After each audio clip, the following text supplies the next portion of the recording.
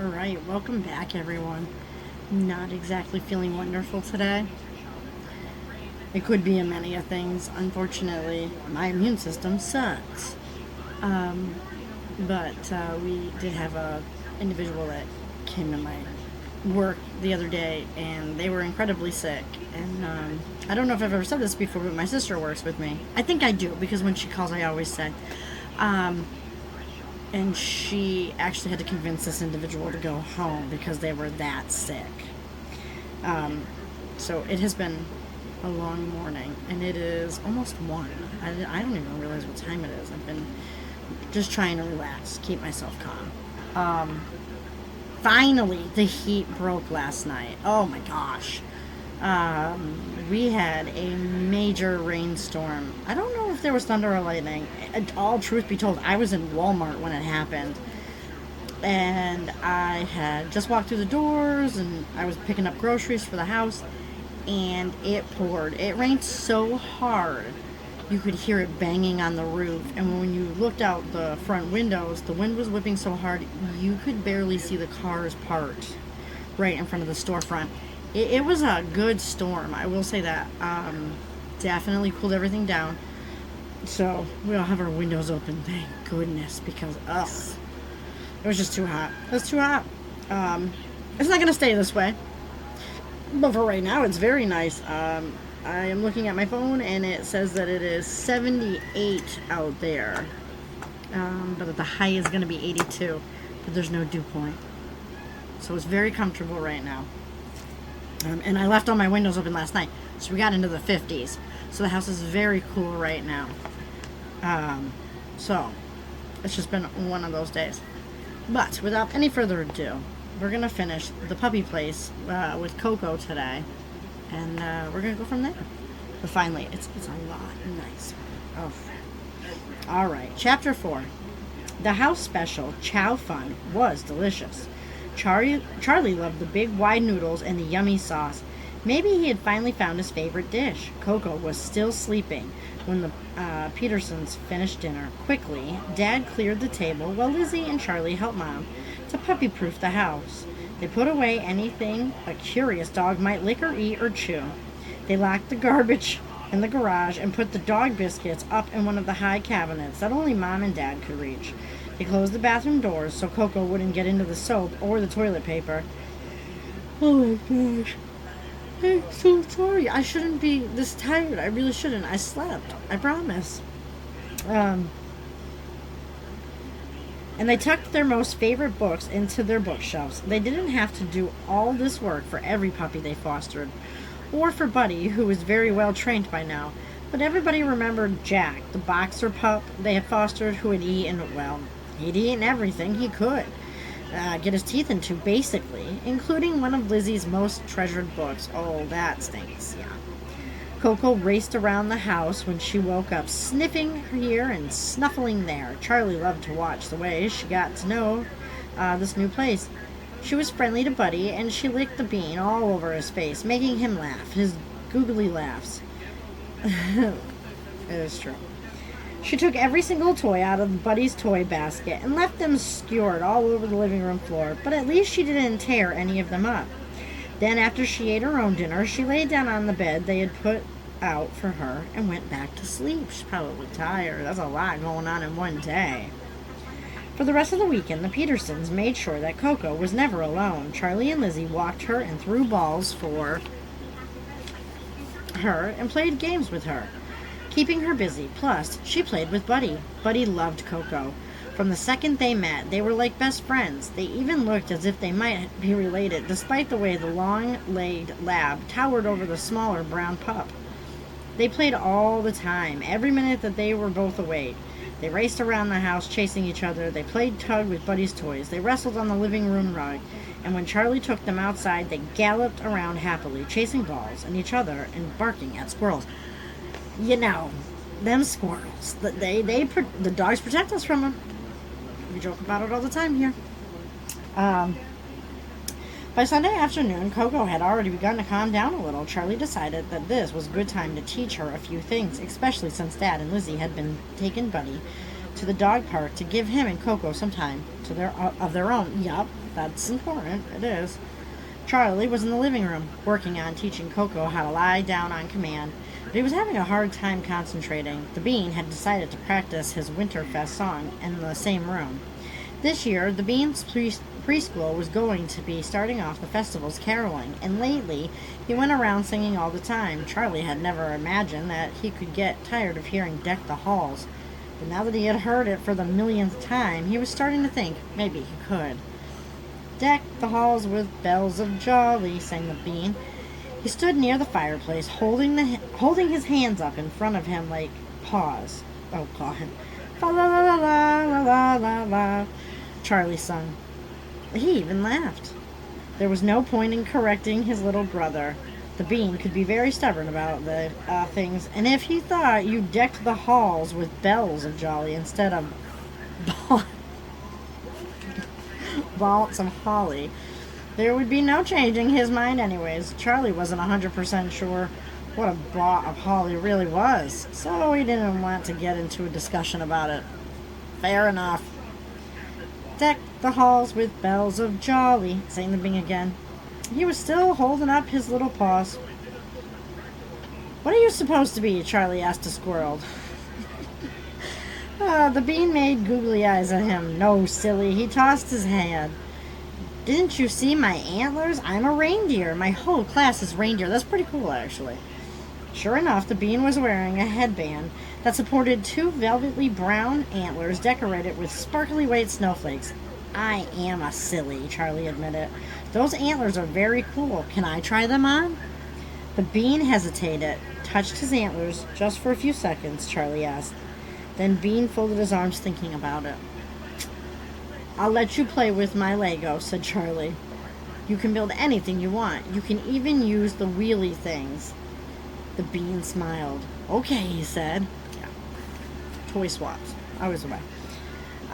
He took off the headband and handed the antlers to Charlie. Charlie put on the antlers, checking in the hall mirror to make sure they were adjusted just right. He grinned at himself. He looked pretty good. I'm so sorry. Oh my goodness. He liked the way they felt, too. He lifted his chin and squared his shoulders. He felt strong and noble. That was the word. He felt noble. He could picture himself sailing through the air, pulling Santa's sleigh tirelessly, as though all through the starry night. The Bean had gone off to find Mom, so Charlie kept the antlers on as he went back to doing work with Coco. If you could get her to calm down a little and focus, she really was a fast learner. He had played ball with her in the backyard for a long time that morning, and she wasn't quite as, I bet she wasn't as, jumpy, as wild. It did not take long at all to teach her how to wait when they came to the door, a pause to let him go first instead of pushing her way through ahead of him. He practiced in the doorway between the hall and the living room. When Charlie held up a hand and said, wait, Coco sat, well, not quite, but she crouched until he went through and said, okay. Then she raced through the door to where he stood holding a treat. True, she usually raced past him or into him, but so far she had not knocked him over. As soon as she had gobbled each treat, she spun around in circles, barking at Charlie. This is fun. Let's do it again, is what she thought. Okay, calm down, Coco. Ready to try one more time? Charlie asked, but just as he was getting set for another round, he heard a knock at the door. Charlie scrambled wildly over the wood. Oh boy. Coco was right behind him. Over the wood floors, galloping into the door and screeching to a hole in front of it. She barked loudly, hurry up, open the door. Let's see who it is. This dog has got a lot of spunk. Charlie peeked through the window. It was Harry. He had a girl with him, a tall, thin girl. Charlie did not know. Charlie flung the door open. Hey, he said happily. Then he remembered he was still wearing the antlers. We all do weird things. Chapter 5. Charlie put his hands up on the antlers, ready to pull them off. His face was red, hot with embarrassment. What would Harry and this girl think? Who went around wearing antlers? Harry burst into laughter, and the girl next to him giggled. Charlie wanted to crawl under the hall table. Those are awesome, Harry said. What a great idea. Idea? Charlie could not quite believe his ears. Had Harry called his antlers awesome? What do you mean? He turned to Coco, who was dancing around happily, sniffing at first Harry's legs. Then the girls. Easy, Coco, Charlie said. Take it easy. For part of our team costume, said Harry, reaching down to pet Coco. They're perfect. Rudolph's Revenge, remember? That's our name. Of course, we have to wear antlers. He stepped over to pluck the antlers off of Charlie's head. May I? He asked. He went over to the hall mirror and adjusted the headband so that the antlers stood tall and proud on his own head. Oh, yeah, he frowned. Look, I said, perfect. He pulled them off and handed them to the girl. Try them. Dwana? Or Donna? Like Dawn, eh? But the girl had knelt down on the floor to say hello to Coco. This big brown pup wriggled with pleasure as the girl stroked her ears and scratched her head. This dog is adorable, she said, and she's so sweet. What a darling. Coco gave Dawn several huge licks. Her tail wagged so hard that it banged the wall against her. Oh, boy. Oh, said Harry, I forgot to introduce you. Charlie, this is Dawn. She's the other member of our team. She's really lucky. We're really lucky to have her, too. Dawn is an Ironman athlete. Do you know what that means? Charlie shook his head. It's nothing, said Dawn, raising to her feet.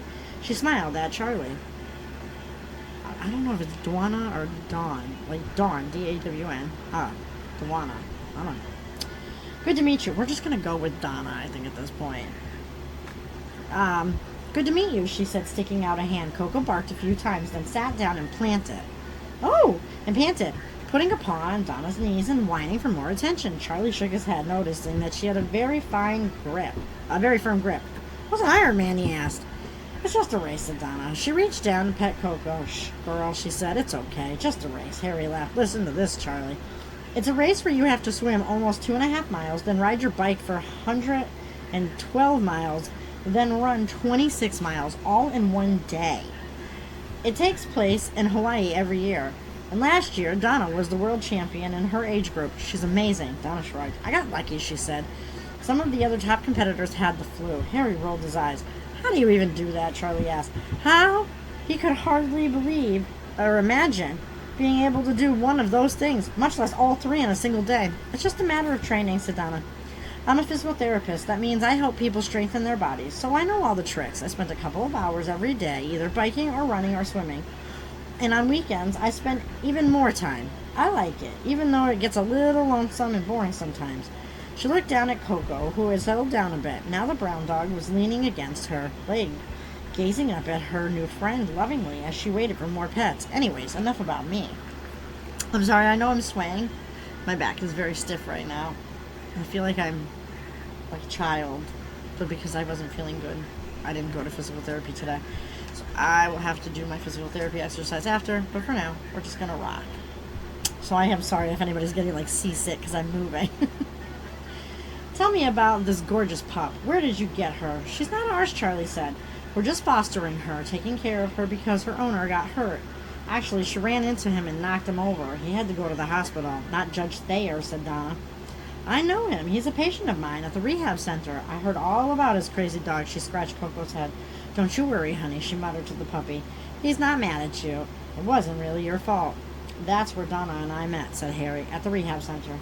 He must have seen Charlie's confused look, because he asked, rehab is short for rehabilitation. It means a place where people go to get over injuries. Anyways, did I tell you that Zeke is a therapy dog now? He grinned. I'm so proud of him, and people just love him when I bring him to visit at the rehab place or the hospital. Yes, dog therapy is a real thing, and I think it makes a huge difference.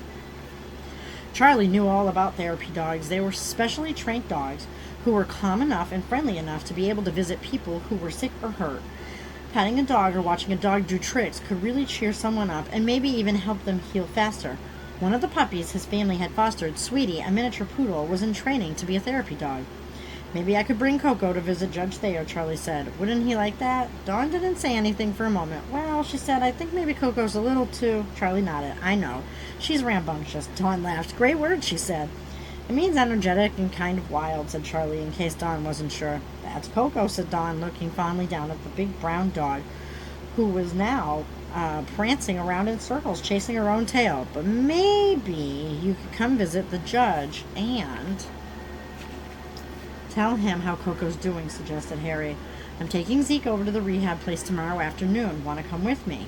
Sure, Charlie loved to ride in Harry's red sports car. So, anyways, Harry said, we're here to talk about our team, right? Right, said Charlie. He led them into the living room and they sat down. Coco immediately pounced on the toy basket and grabbed Mr. Duck. She chewed hard on him to make him squeak and shook him in her jaw so that his wings flapped and flapped. Then she romped over to Donna, eyes gleaming, and shoved Mr. Duck into her lap. Isn't this a great toy? Don't you love it? I love that they make, you know, commentary for the dog. I couldn't think of the word. I was going to say conversation. I was like, if a dog starts having a conversation with you, whew, well, dang, man, that's good. Donna laughed. She took the toy and threw it for Coco. You're always in motion, aren't you? She asked. Then she turned to Charlie. So, about the relay race. Harry tells me you're going to do the cross-country skiing part. I'm going to be the snowshoe runner, and Harry's doing the sled. The winterfest relay race always began with a member of each team flopping belly first onto the sled and racing down the long, steep hill above the school playground. Harry saw the question on Charlie's face before he could even ask it. I'm doing the sled because I'm a disaster on cross-country skis, and Donna is a much faster runner than me. Charlie nodded. He just hoped he wouldn't be a disaster on cross-country skis himself. Now, all we need is enough snow, says Donna. Remember 2 years ago when they had to cancel the race? That was a bummer. Charlie nodded. Right now, there was only a trace of snow on the ground. If the race was canceled, he wouldn't have to worry about making a fool of himself on skis. The weather guy said, we might get a little snow this afternoon and tonight, Harry said. They all turned to look out the big living room window. Charlie gulped. The first big white flake had already begun to fall. I love that in the beginning of a snowstorm. You get to see the big fat flakes coming down. Everything's bare. And then within so much time, it quickly accumulates here. So we live on both ends of, the spectrum here at such extremes. It's either 1,000 degrees and you're sweating your butt off in the summer, or in winter you either have no snow and it's bitter cold, or you have 7 feet out front and it's awful. You have it out everywhere actually. We had a lot of ice last year, but it is what it is.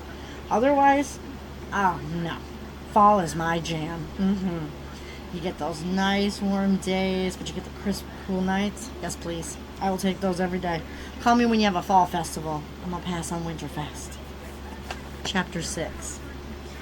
It snowed lightly all night, just enough to coat everything in bright white blankets, but not quite enough for school to be canceled. It was still snowing by the time school ended. Charlie helped Mom shovel the driveway, and they finished just as Harry came to pick him up for their visit to the rehab center. This is a great start on the snow we needed, said Harry, brushing the snow off his jacket as he came up the walk. Charlie nodded. Great, he agreed, even though he still wasn't sure about the skiing thing. Mom stood by the door, holding Coco, so she wouldn't bolt outside. The lab puppy and Buddy had already played in the backyard for hours that day. They were both crazy about the snow. Does your car have snow tires, Mom asked Harry, looking worried. Oh, sure, said Harry. Good ones, too. Only the best for Stella. Stella? Mom asked. We all name our cars. I don't know who we're kidding. That's my car's name, said Harry. Dee came up with it. Anyways, my car goes really well in the snow, he assured her. Charlie will be totally safe, I promise. He turned to Charlie. Ready? Zeke's waiting out in the car. Ready, said Charlie. He gave Coco a hug. I'll tell Judge Thayer you said hello, he promised her. Charlie loved Harry's rusty old red convertible, but he had to admit that it was more fun to ride in it during the summer when the top was down and everyone could see you driving past with the wind in your hair. Now that it was winter, the top was up. Yes. But it didn't really do much to keep things warm inside. The heater did not seem to work too well either. Plus, Zeke kept trying to crawl into the front seat to sit in Charlie's lap. Harry laughed. He just wants to warm you up, he said as Charlie tried to shove the big dog back into his own seat for the third time. Charlie's feet felt like blocks of ice by the time Harry pulled into the parking spot at the rehab center. Yeah, that's hard. Harry adjusted Zeke's red bandana, snapped on his leash, and led Charlie inside. This place is terrific, he said as he signed them in at the front desk. They work really hard with people here. You'll see. He walked down the hall with Zeke walking nicely beside him. Charlie was impressed with Zeke's good manners. Whenever they came up to a person, Zeke immediately sat and offered his paw. At first, Charlie felt a little shy. A lot of the people at the rehab place were in wheelchairs, or on crutches or wrapped in bandages, but they all reacted to Zeke with smiles and pats and hugs. Everybody loved dogs, even when they were sick or injured. That's true. Harry stopped in front of the room and peered inside. I think this is Judge Thayer's room, but he doesn't seem to be in here, he says. An aide passing by smiled and patted Zeke's head. He's probably down in the PT room, she said. You know physical therapy. He spent a lot of time in there every day. I know where that is, Harry said. He headed down the hall to the end of the hall and pushed through double doors into a large, brightly lit room.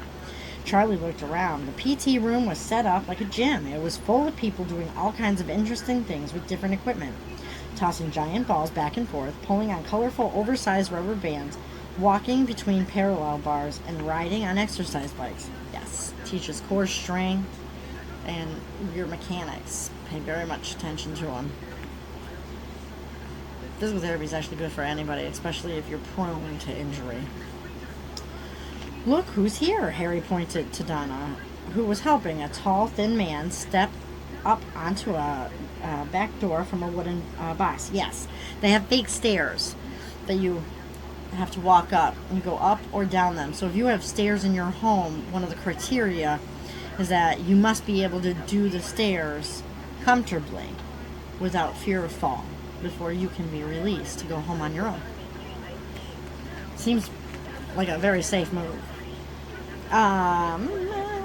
Like most of the other patients, he was dressed in sweatpants and a pajama top, but there was something about the way he held himself that made him seem as if he were wearing a suit and tie and polished shoes. That's right. Hey, said Donna. Here they are, Judge. She introduced Harry and Charlie. This is Judge Thayer, one of the best patients. He sprained his ankle pretty badly, but I never seen anyone as motivated to get better. That's fair. She smiled at the tall man. And this is my friend Harry and his friend Charlie. Charlie is the boy I told you about. His family is taking care of Coco. Ah, said the judge. She had a kind face, Charlie thought, with blue sky eyes and a crooked smile. He struck out a long, thin hand for a shake. It reminded Charlie of the long, thin, gray branches. Oh, no, that sounds scary. Of the old apple tree in his yard. Call me Ernest. I bet Coco was running you ragged, isn't she? Charlie laughed. She's a terrific dog, he said. She sure does have a lot of energy, though. He looked at the judge, so tall and skinny and gray, and wondered how he could possibly manage such a wild puppy. Well, what do we have here? A small, thin, older woman walking over to pat Zeke. Land sakes, if this dog doesn't look just like Coco. This is my wife, Charlotte, said the judge. If the judge was like an apple tree, though, Charlie, his wife was like a little bird sitting in one of the branches. She was tiny, no taller than Herbie Klotz. I don't know who that is, but she was tiny. No taller than Herbie Klotz, the tallest boy in Charlie's class. Oh, okay. I'm sorry. I forget their age, so I was like, why would she be taller than somebody? Because they're children, Danny. It's going to be okay. And she was old and gray, just like the judge. But she had bright eyes, just like a bird, and a pretty voice. Harry introduced Charlotte to Zeke. She shook the big dog's paw and smiled. You're a lot calmer than our Coco, aren't you? She turned to Charlie. I hope your family is surviving our wild puppy. Charlie smiled. She's great. She's just a little, he didn't want to say hyper, which was what Mom had called her. Full of energy, that's all, he finished. Charlotte nodded in agreement. She's been that way all along, ever since our son gave her to us last year at a Christmas present. Oh, I don't like when people do that, but I understand why he did it. Companionship for his parents. We always had labs when he was a boy, and he thought it would be fun for us to have one now. But goodness, we do not have a lot. Do we have a lot of trouble keeping up with her? Zeke, who had been waiting patiently for more attention, held up a paw for the judge to shake. Hey there, said the judge, stooping over to take Zeke's paw. Now you're a mature one, aren't you? He stood back up. We have a neighbor boy who walks Coco every day after school, but Come on, fingers. Oh. But I'm afraid it just isn't enough. She has a lot of bottled up excitement, poor thing. You're not mad that she hurt your leg, Charlie asked. The judge laughed. How could anyone be mad at Coco for lying? Anyways, it really wasn't her fault. She's just young and, as you said, full of energy. He looked thoughtfully for a moment. Two things that I am not anymore, I am afraid. Oh, Judge, said Donna. You know what they say. You're only as old as you feel, she smiled at him as she helped him step up and down and up again. Well, if that's the case, I guess I must be about 150, said the judge, smiling back at her. Sometimes it feels like that. Later, on the way home, it was snowing hard. Charlie and Harry did not talk much as they rode in the red convertible. Instead, Harry peered through the windshield as he drove slowly and carefully back to Charlie's house. Tomorrow's my day off from work, said Donna, too. Looks like we might be able to have a team practice, he said, when he pulled up in front. If you get a snow day, that is. A snow day, Charlie grinned. It had been a long time since school had closed because of too much snow. Then his smile faded. Would he really be able to cross-country ski well enough to be on Harry's team? He hoped he would not embarrass himself in front of Harry and Donna, not to mention the whole team. That's a fair assessment. Come on, fingers. So we're going to leave off here at chapter 7, and we will pick back up, and I think there's only 3 more chapters, so I will see you all back in a little bit.